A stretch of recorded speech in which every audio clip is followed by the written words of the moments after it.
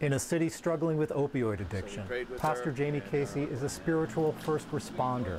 Casey and other clergy members ride the streets of New Bedford, Massachusetts with officers and drug counselors. They seek out people with addictions who are ready for help. On a recent evening, Casey's team visits homes where there are overdoses, and they scout the city. On a street stop, Casey convinces 29-year-old James Sessine to get into treatment. I'm an IV drug user. I shoot heroin daily, and it's becoming to the point where it's just enough is enough. Success can be elusive. People aren't home or aren't answering. For Casey, it's personal.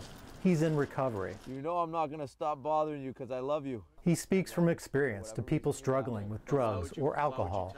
For 20 years, I fought and fought and fought against myself. Because you're your biggest enemy, you know that, right? Yeah, I am. I'm my worst enemy. Right, and then so what ended up happening was I had to come to a place where I lost everything, right? But then I had to surrender to this addiction, to surrender to my circumstances, and surrender to myself, and then surrender to God. Casey is an associate pastor in a nearby church and works at a recovery center in the city. His outreach work stems from a long ago promise. My best friend and I, we made a deal.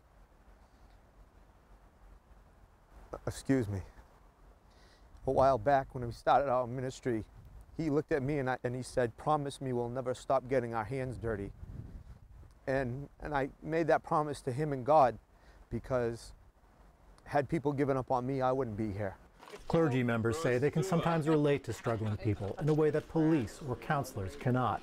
So you got to be able to reach people where they are and let them know they're loved and cared for, and try to build that relationship so that when they're ready, they're able to come in. After more than 1,000 visits, only a small percentage of people will go into treatment, but it represents some progress in the face of a massive problem. Michael Hill, Associated Press, New Bedford, Massachusetts.